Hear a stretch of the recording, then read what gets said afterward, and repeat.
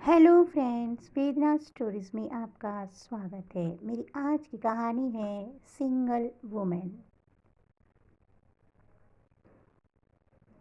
Sumit office से लौटा तो सुधा किचन में व्यस्त दिखी। उसने पूछा, क्या बात है, आज तो बाहर तक खुशबू आ रही है। सुधा मुस्कुराई, जल्दी से फ्रेश हो जाओ, गेस्ट आ रहे हैं। कौन? बराबर वाले फ्लैट में जो किराएदार आए हैं, मैंने उन्हें डिनर पर बुलाया है। अच्छा, कौन है? एक सिंगल वुमन है, उसकी 10 साल की एक बेटी भी है। ठीक है, कहकर सुमित फ्रेश होने लगा। दोनों की 20 वर्षीय बेटी तनु और 17 वर्षीय बेटा राहुल भी अपनी बुक समेटकर डिनर के लिए तैयार थे। सुधा ने तनु के साथ मिलकर डिनर टेबल पर लगाया, तभी घंटी की आवाज़ सुनाई दी। सुधा ने दरवाज़ा खोला और फिर मुस्कुराते हुए बोली, आओ अनीता। हेलो बेटा, अंदर आओ। अनीता अपनी बेटी रिनी के साथ अंदर आई। सुधा ने अपने परिवार से उनका परिचय करवाया। सुमित उसे देखता ही रह गया। जीन्स टॉप, कंधों तक लहराते बाल, सलीके से किया गया मेकअप, बहुत स्मार्ट थी अनीता। रिनी तनु और राहुल को हेलो दीदी, हेलो भैया कहती उनसे बातें करने लगी। तनु और राहुल उसकी बातों का आनंद उठाने लगे। सुमित अनीता के रूप सौंदर्य में घिरा बैठा रहा। उसका अनीता के चेहरे से नजरें हटाने का मन ही नहीं कर रहा था। अनीता और सुधा बातों में व्यस्त थी। सुमित कनखियों से अनीता को निहार रहा था। सुंदर गोरा चेहरा, खूबसूरत हाथ पैर, उन पर लगी आकर्षक नेल पॉलिश, हाथ में महंगा फोन, कान व गले में डायमंड सेट। वाह, क्या बात है। सुमित ने उसे मन ही मन खूब सराहा। फिर उनकी बातों की तरफ कान लगा दिए। वह दवाओं की एक मल्टीनेशनल कंपनी में प्रोडक्ट मैनेजर थी। यहाँ मुंबई में इस फ्लैट में वह अपनी बेटी के साथ रहेगी। ऑफिस की कुछ सहकर्मियों ने उसे यह फ्लैट दिलवाया है। इस सोसाइटी में उसका अच्छा फ्रेंड सर्कल है। खाने की तारीफ करते हुए अनीता और रिनी ने सबके साथ डिनर किया और फिर थैंक्स बोलकर चली गई।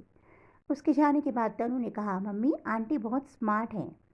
सुधा ने कहा, मुझे भी ये अच्छी लगी। इससे आते जाते जितनी भी बातचीत हुई है वह मुझे अच्छी लगी। अकेली है इसलिए आज बुला लिया था। वैसे भी इस फ्लोर पर दोनों फ्लैट बंद पड़े थे, खाली खाली से लगता था। अब कोई तो दिखेगा। सुमित मन ही मन सोच रहा था कि सिंगल वुमेन, वाह, अकेली औरत मतलब आसान शिकार। अकेली है सो काम पड़ेंगे इसे हम लोगों से। चलो, खूब टाइम पास होगा। और फिर मन ही मन अपनी सोच पर मुस्कुराया।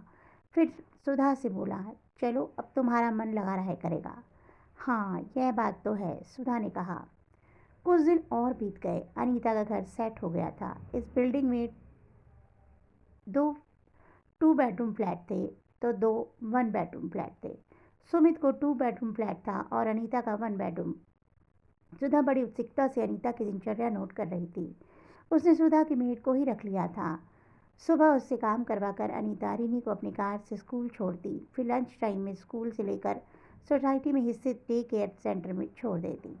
वहाँ से काम को लेकर शाम को लेकर लौटती। रिनी बहुत प्यारी और समझदार बच्ची थी।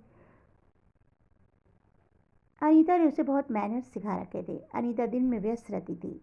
शाम को खाली होती तो सुधा से मिलती। कभी उसे अपने यहाँ कॉफ़ी के लिए बुला लेती तो कभी खुद सुधा के पास आ जाती।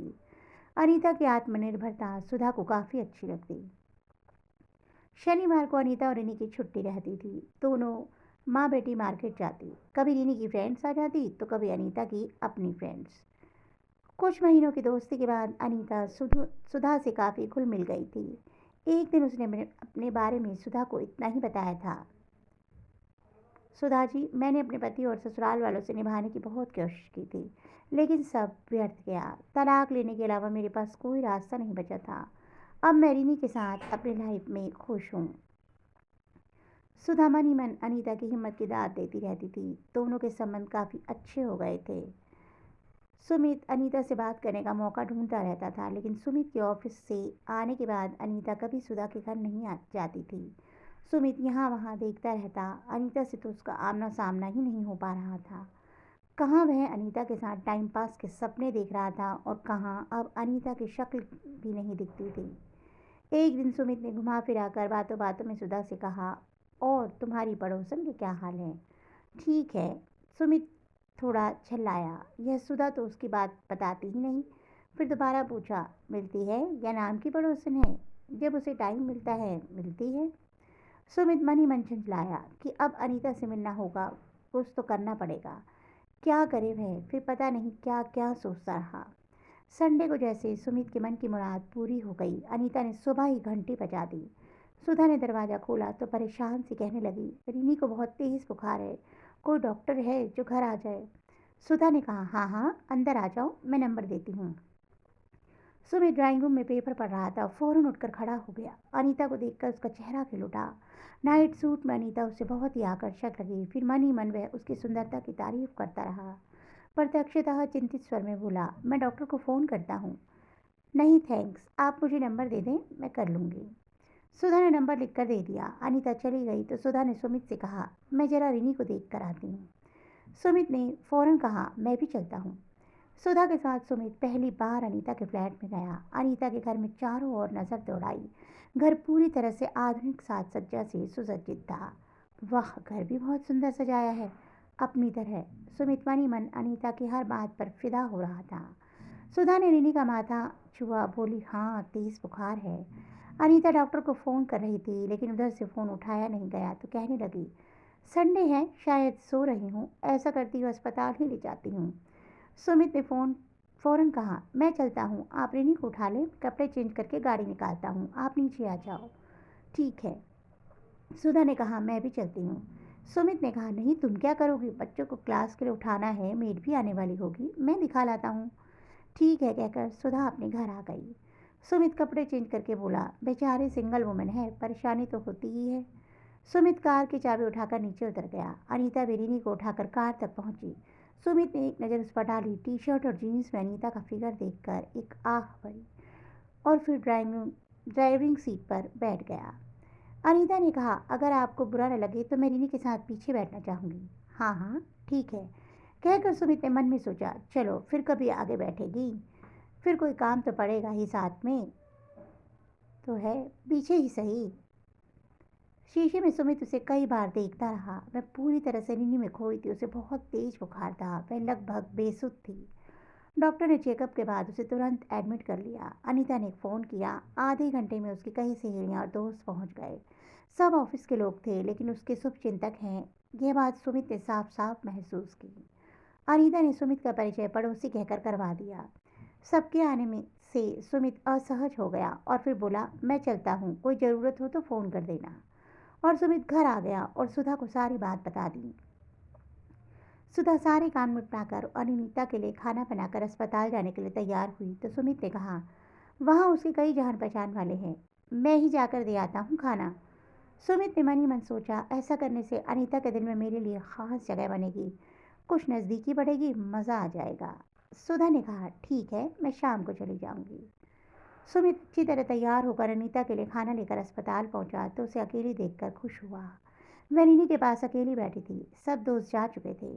अनीता के खाने के लिए कई बार थैंक्स कहा। सुमित अनीता के साथ कुछ समय रहकर खुश था। सुमित अनीता के साथ कुछ समय रहकर खुश था। वह थोड़ी देर नीनी की तबीयत के बारे में बात करता रहा। वह अपनी तरफ से अनीता को प्रभावित करने का कोई मौका नहीं छोड़ना चाहता था। तभी अनीता की एक सहेली भी खाना ले आई तो अनीता हंस पड़ी, बोली, मेरा ध्यान रखने वाले कितने लोग हैं। थोड़ी बहुत बातों के बाद सुमित घर लौट आया। शाम को सुधा अनीता के लिए डिनर लेकर गई।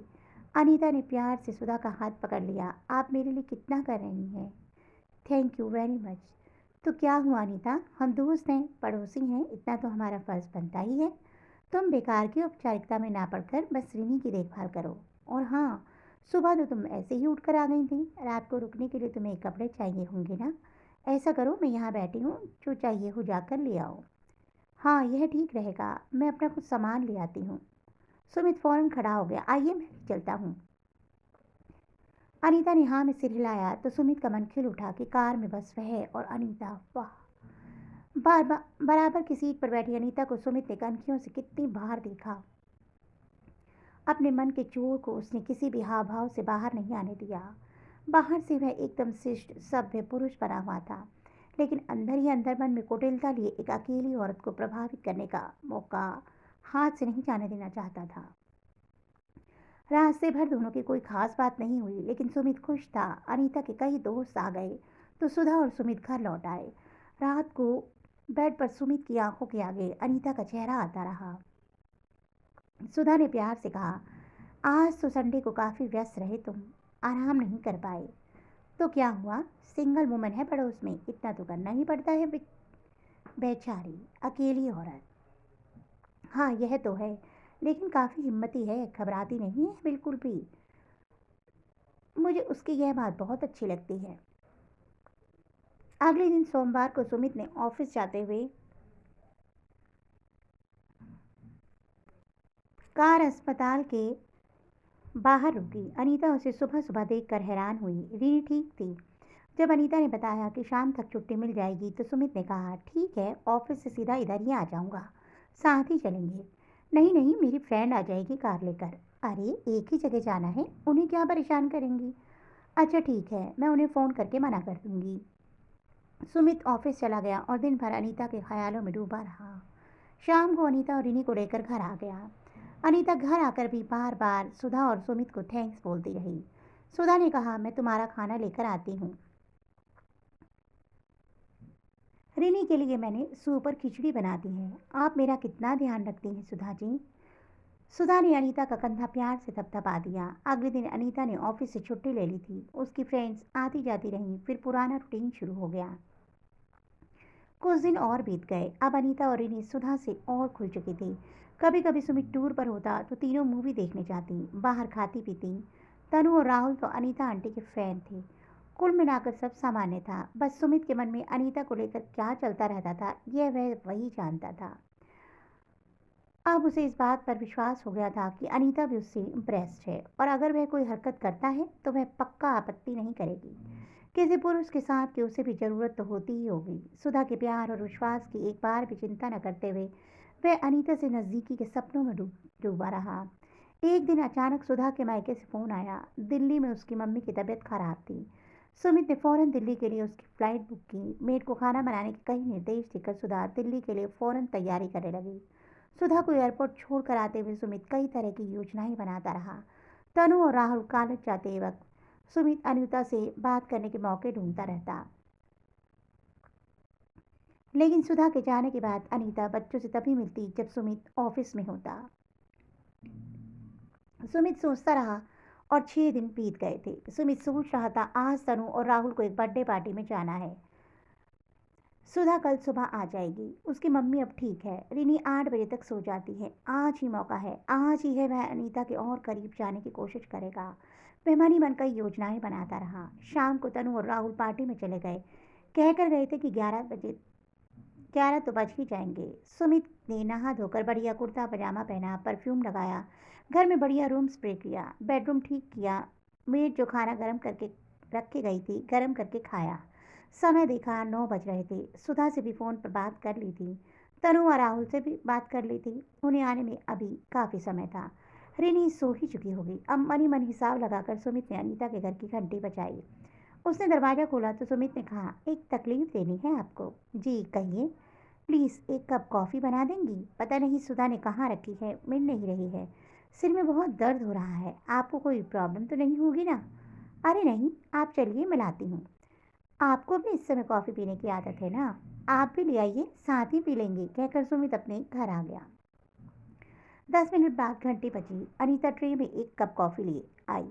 उसने अनीता को हाथ से अंदर आने का इशारा किया। अनीता जैसे ही अंदर आई, सुमित ने दरवाज़ा अंदर से बंद कर लिया। पूछा, आप अपने लिए नहीं लाई? ट्रे टेबल पर रखकर अनीता जैसे ही सीधी हुई, सुमित ने उसके कंधे पर हाथ रखकर कहा, बैठो ना, कब से तुमसे कुछ कहना चाह रहा था। फिर अचानक अनीता के बगल में दबे बैग को देखते हुए बोला, इसमें क्या है? अनीता ने व्यंग भरी मुस्कान उस पर डाली। बैग की चेन खोलकर स्प्रे निकाला और बोली, यह एक खास स्प्रे है, क्या आप देखेंगी कि कैसे काम करता है? सुमित ने सोचा कि कोई मादक स्प्रे होगा। वह और निकट खिसका तो अनीता ने स्प्रे कर दिया।